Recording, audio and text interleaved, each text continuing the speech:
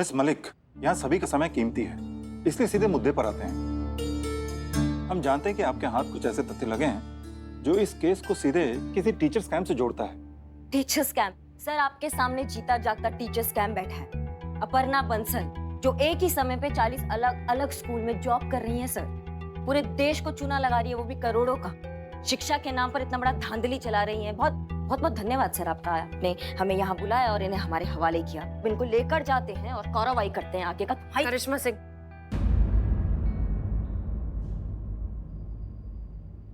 ऐसा ही करिश्मा सिंह, राइट? जी। जो दिखाना बहुत अच्छी बात होती है करिश्मा सिंह, पर अगर गलत वक्त पर और गलत आदमी के सामने दिखाया जाए तो कभी कभी बहुत नुकसानदायक भी बन सकता है। मिस मलिक, हम जान सकते हैं कि कंप्लेन किसने किया आपको? हमारे पास तो ऐसी कोई शिकायत आई नहीं। सर है एक रिटायर्ड सीनियर टीचर, सनकी बुड्ढा। खुद अपनी जिंदगी में कुछ कर नहीं पाया, इसलिए दूसरों के फड्डे में टांग अड़ाकर अपनी फ्रस्ट्रेशन बाहर निकाल रहा है। वैसे कुंडली निकाली है मैंने सीनियर मास्टर की। देखिए, हमने आपको ये कहने के लिए बुलाया है कि ये हमारे डिपार्टमेंट का अंदरूनी मामला है, हम देख लेंगे क्या करना है। पुलिस को इसमें हस्तक्षेप देने की कोई जरूरत नहीं है। तो अच्छा होगा कि आप ये इन्वेस्टिगेशन बंद कर दीजिए और इस विषय में हम देख लें हमें आगे क्या करना है। आप समझ रहे हैं ना बात को? आप अपना थाना संभालिए, वहां आने वाले ये छोटे मोटे घरेलू केस देखिए। ये लिखाई पढ़ाई का काम हम पर छोड़ दीजिए। हम बैठे हैं ना देश की शिक्षा प्रणाली की जिम्मेदारी का बोझ उठाने के लिए। तुम्हारी मैया की सास करिश्मा सिंह, करिश्मा सिंह बात करने का। करिश्मा सिंह शांत। एक मिनट मैडम सर, हमको आज बोलने दीजिए। ये खुद धरती पर इतना बड़ा बोझ, आपके समाज के बोझ का बात कर रहे हैं? हाँ?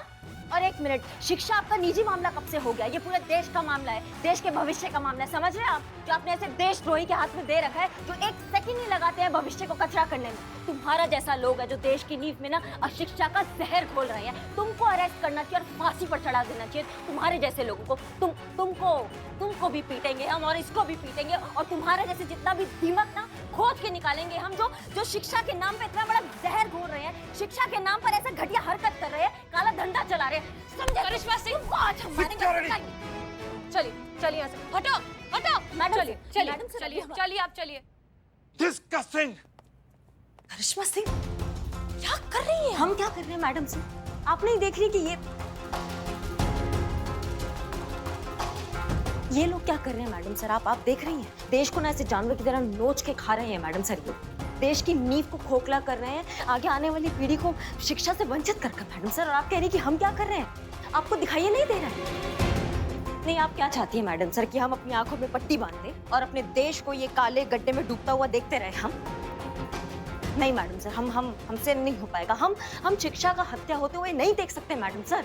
हमसे नहीं होगा। हम कैसे ऐसे देशद्रोहियों के हाथों से अपने देश को मरता हुआ नहीं देख सकते हैं मैडम सर। करिश्मा सिंह, नहीं मैडम सर, अभी हमारा बात पूरा नहीं हुआ है। ऐसे बहुत सारे लोग हैं मैडम सर देश में जो पढ़ना चाहते हैं, लेकिन आर्थिक तंगी की वजह से नहीं पढ़ पा रहे हैं मैडम सर। स्कूल से आगे बढ़ ही नहीं पाते हैं। शिक्षा के अभाव से ऐसी कितनी प्रतिभाएं हैं जो दम तोड़ रही हैं, क्योंकि वो बन ही नहीं पाते जो वो बनना चाहते हैं। और उसका एग्जाम्पल है हम आईपीएस बनना चाहते थे मैडम सर, पर नहीं था हमारे माँ बाप के हाथ में, नहीं थी उनकी स्थिति कि वो हमको ग्रेजुएशन पूरा करा पाते। 12वीं तक आते आते ना मैडम सर, उन्होंने अपनी पीठ और अपनी हिम्मत दोनों तोड़ दी थी। आपको पता है हमने क्या किया था उसके बाद? हमने अपना हिम्मत नहीं तोड़ा था मैडम सर, हमने बहुत मेहनत किया है। आपको पता है हमने मंदिर के आगे ना गजरे बेचे हैं, हमने जामुन बेचे हैं, हमने दिया बेचा है, तब जाके हमने अपना पढ़ाई पूरा किया मैडम सर। नहीं तोड़ा हमने हिम्मत। इतना मेहनत किया, तब जाके हमने जूनियर ऑफिसर का एग्जाम दिया और हम एसआई के लिए चुने गए। लेकिन अफसोस है, बहुत अफसोस है कि हम आईपीएस नहीं बन पाए मैडम सर। आईपीएस बने होते हमारे हाथ में इतना पावर होता ना कि किसी पे भी हाथ डालने से पहले हमें उसके ऑफिस के बाहर का नेम प्लेट नहीं देखना पड़ता। घसीटते हुए लेके जाते इन सारे देशद्रोहियों को और उनको बताते कि जो ये शिक्षा भंग करते हैं ना, शिक्षा के नाम पर जो खिलवाड़ कर रहे हैं ना, उसका अंजाम क्या होता है। अगर पढ़ लिए होते तो इतना असहाय महसूस नहीं कर रहे होते अभी मैडम सर। ऐसे मरते मरते अपना नौकरी नहीं करते हम। करिश्मा सिंह, हम आपकी बात और हम आपका दर्द बहुत अच्छे से समझते हैं, लेकिन हर बात कहने का और हर काम करने का एक सही समय होता है, एक सही जगह होती है। और आप असहाय नहीं हैं। आप में और हम में बहुत ताकत है और अब ये ताकत हम इन्हें दिखाएंगे। आप हम पर भरोसा रखिए। आइए।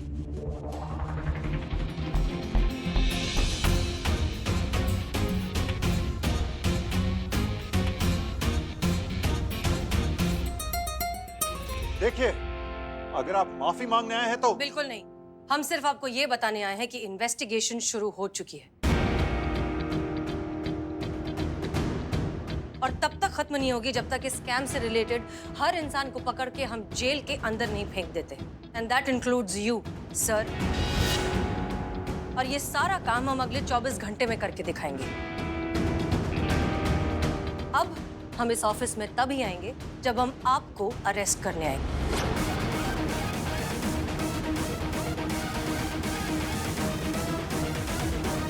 All the best. चलिए करिश्मा सिंह।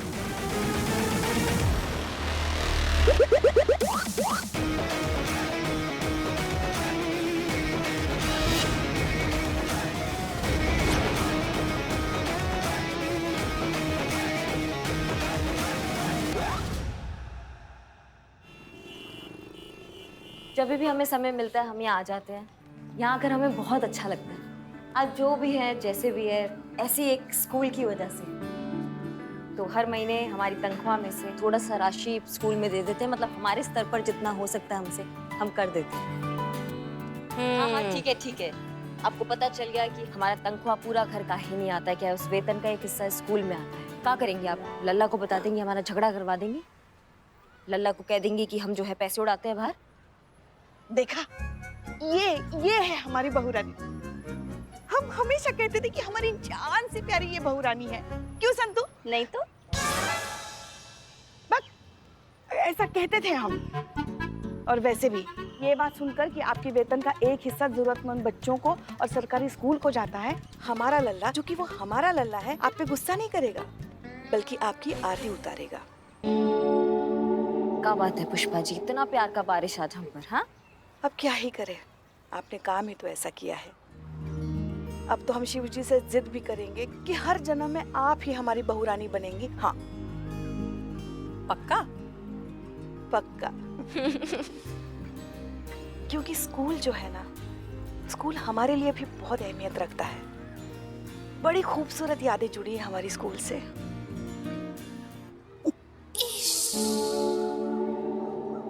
लल्ला के पापा भी तो हमें वहीं मिले थे।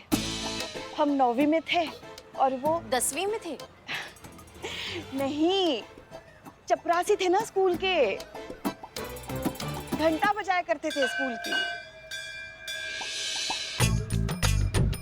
बिल्कुल ऐसे ही ऐसे ही। हमारे लिए तो अक्सर समय से पहले घंटा बजाकर स्कूल की छुट्टी करवा दिया करते थे। बाद में फिर अपनी मेहनत और लगन से उसी स्कूल के टीचर बने और फिर प्रिंसिपल। वाह। और मैडम सर आपकी क्या कहानी थी स्कूल की? हाँ मैडम सर आप भी बताइए ना।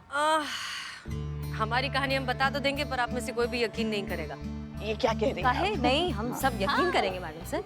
ठीक है, हम ऐसे थे, सबसे ज्यादा मस्तीखोर, बैक बेंचर, हंगामा करने वाले बच्चों में से। सच में मैडम? हाँ बिल्कुल। भौकाल था हमारा पूरी क्लास में, इनफैक्ट पूरे स्कूल में। जैसा आपके लिए कहते हैं ना सब कि दरोगा जी देखे तो बहुत पर तुमसा नहीं देखा जी, वैसा हमारे लिए भी कुछ कहते थे।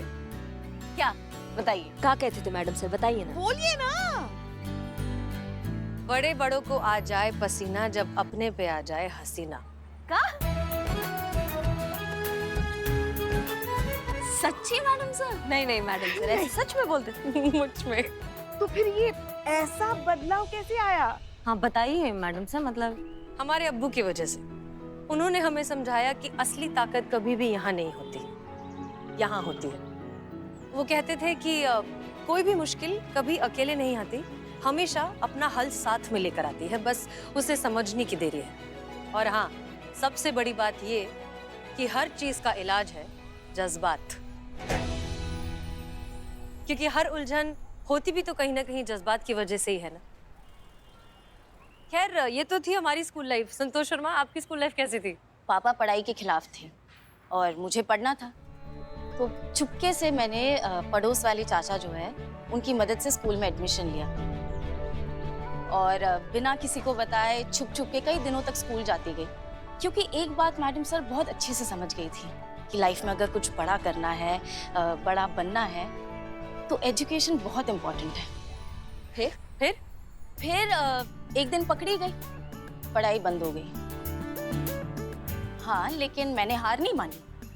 तो मैं एक दिन पापा की आधी बोतल चढ़ाकर रस्सी पकड़कर कुएं में लटक गई और उनको 2 ऑप्शन दिए कि या तो आप मुझे स्कूल में जाने की परमिशन दे दो या तो फिर ऊपर जाने की परमिशन दे दो। संतू, वाह! पापा मान गए और अभी मैं आपके सामने। बहुत बढ़िया। यही होना चाहिए हमारे देश का आने वाला कल। शिक्षित, आत्मनिर्भर, आत्मविश्वास से लबरेज हम सबका आने वाला कल, हमारा भारत।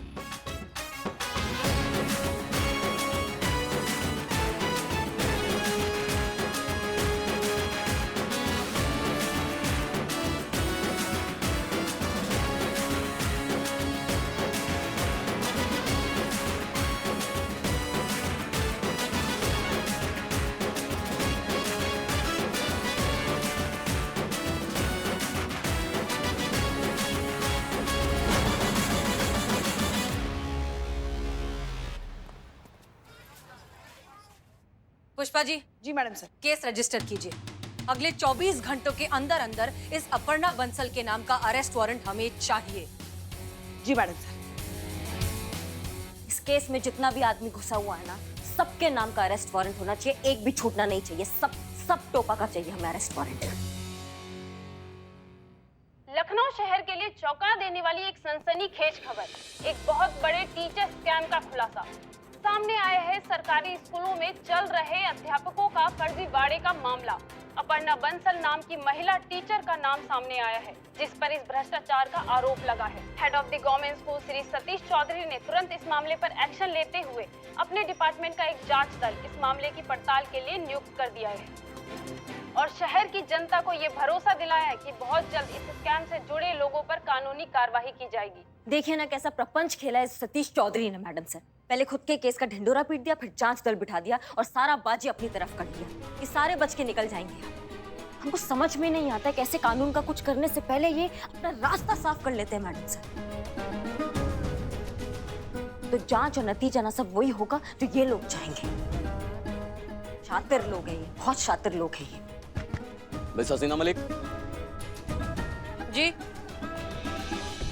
हम एजुकेशन मिनिस्ट्री के हेड ऑफिस से आए हैं। आपसे ये प्रियाली सिंह का जो भी केस है हमारी एजुकेशन डिपार्टमेंट की इंटरनल टीम करेगी, आप नहीं। ये देखिए हमारे पास ऑर्डर भी है, पढ़ लीजिए।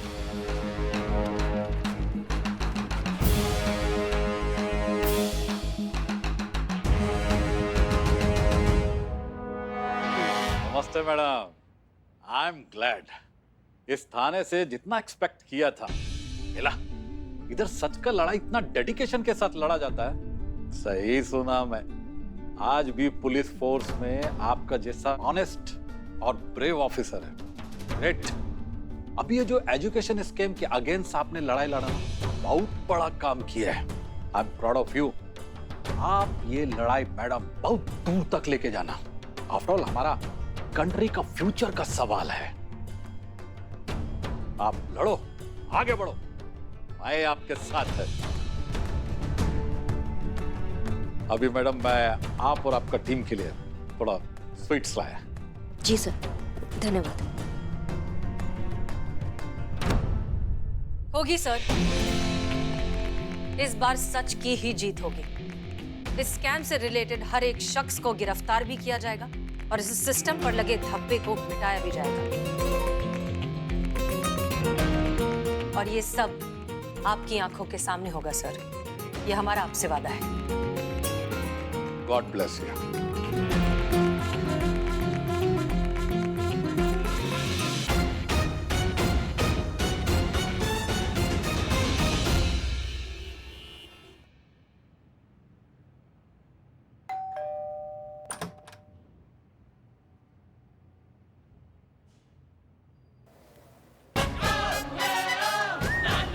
जी कहिए।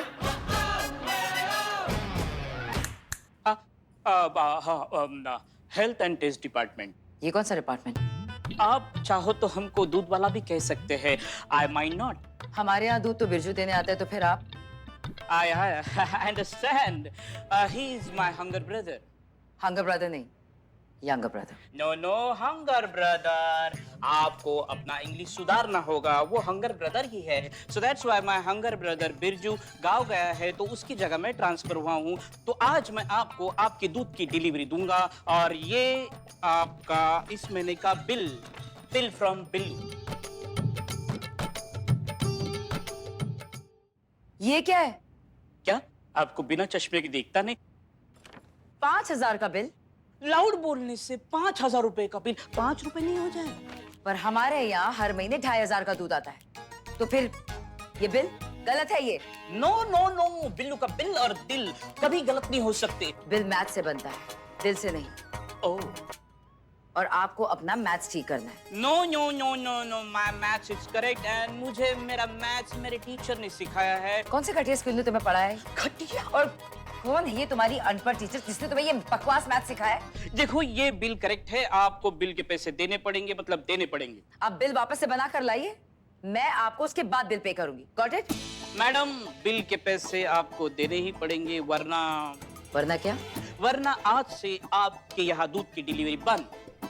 क्या बकवास कर रहे हो? दिमाग जो ठिकाने पर है तुम्हारा? ऐसे कैसे तुम दूध की डिलीवरी बंद कर सकते हो? होल्ड प्लीज, ऐसे बंद करूंगा। हेल्थ एंड टेस्ट डिपार्टमेंट के चेयरमैन को फोन करूंगा और उनको कह दूंगा कि इनके यहाँ सारे शहर के दूध वालों इनका दूध पानी बंद कर दो, हो जाएगा बंद। अच्छा, hello chairman sir, Billu here. Speaker. भैया जी, जगतपुरी में मल्लिका बिल्डिंग में रहने वाली अपर्णा बंसल दूध का बिल देने के लिए मना कर रही है, और कह रही है कि जो उखाड़ना है उखाड़ लो, दूध का बिल मैं नहीं दूंगी। तो भैया जी, इनको दिखा दीजिए अपने एसोसिएशन की एकता की शक्ति, और इनके यहाँ बंद कर दीजिए दूध की पूर्ति। ऐसे कैसे बिल देने से मना कर रही है? आप उनको फोन दीजिए, हम समझाते हैं। स्पीकर पे है भैया, स्पीकर पे है, बोलिए। अरे मैडम जी, आप क्यों ऐसे मना कर रही हैं उनको? आप उनको बिल दे दीजिए, वो वापस आ जाएंगे। अरे ऐसे कैसे दे दे? लूट पट्टी है क्या? ये कुछ भी बिल बनाएगा हम दे देंगे। मैं नहीं दे रही कोई बिल, गलत बिल है ये। अरे ऐसे कैसे गलत बिल बनाया है उन्होंने? हमारे डिपार्टमेंट का सबसे ज्यादा पढ़ा लिखा और समझदार इंसान है बिल्लू। अरे उनके बनाए हुए बिल तो पार्लियामेंट तक रिजेक्ट नहीं करती आप तो भाई। दे दीजिए, बिल दे दीजिए। नहीं दूंगी, सुना आपने? ये बेतुका बिल मैं नहीं दूंगी। काट दिए जी, कट गए। नहीं नहीं मैडम, आपको बिल तो देना पड़ेगा, नहीं तो दूध की डिलीवरी नहीं करेंगे।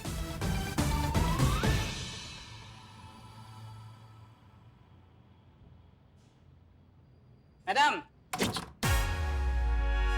मैडम मैं रहूं कि जाऊं?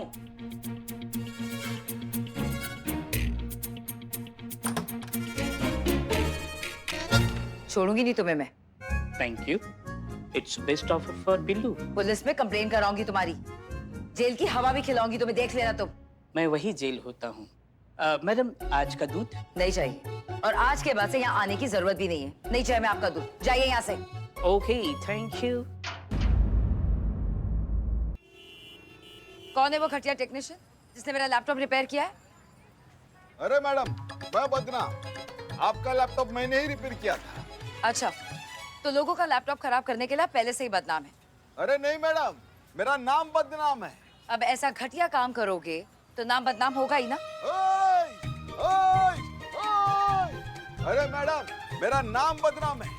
जैसा आपका नाम अपर्णा है ना, वैसा मेरा नाम बदनाम है। तुम्हें कैसे पता कि मेरा नाम अपर्णा है? अरे मैडम, जब आप लैपटॉप रिपेयर करने आई थी ना, तब आपने नाम लिखवाया था। वो सब तो ठीक है, पहले मुझे ये बताओ कि तुमने मेरे लैपटॉप के साथ क्या किया? उसे रिपेयर किया या खराब किया है?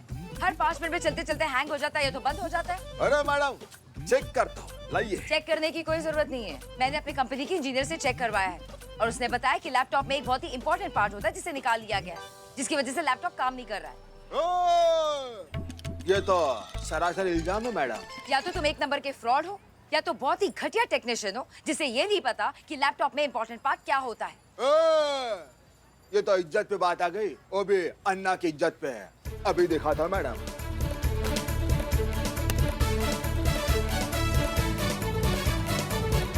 अब इसमें क्या ढूंढ रहे हो? डिफेक्ट तो ढूंढना पड़ेगा ना मैडम।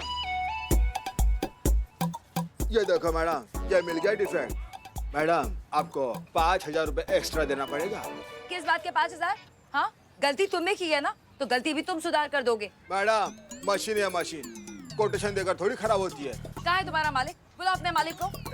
मैडम मालिक नहीं है। मालिक नहीं है, फोन तो है, फोन लगा कर दो। 1 2 3।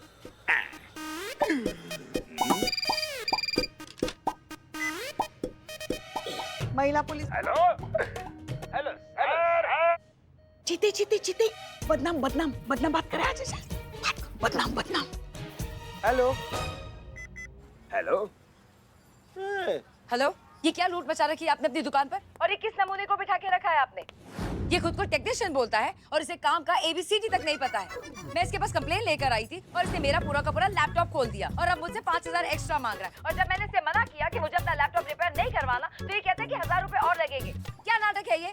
हेलो हेलो, देखिए देखिए, शांत हो जाइए बहन जी, शांत हो जाइए। देखिए आपसे गलती हो रहा है। हमारा जो टेक्नीशियन है ना, ये सबसे ज्यादा पढ़ा लिखा होनहार काबिल कारीगर है। आप चुप ही रहिए। सब समझ में आ गया है मुझे, बहुत अच्छे से समझ में आ गया है कि आप सभी के सब एक ही थाली के चट्टे बट्टे हो। सबके सब मिले हुए हो ना, लेकिन मैं आप लोगों को छोड़ूंगी नहीं। पुलिस में कंप्लेन लिखवाऊंगी और जेल की हवा खिलवाऊंगी। और तुम्हें भी मैं देख लूंगी। वाह जीते, क्या डायलॉग मारा तुमने। है ना, बचपन में हम भी आप ही की तरह थिएटर से निकाले गए हैं। हाँ।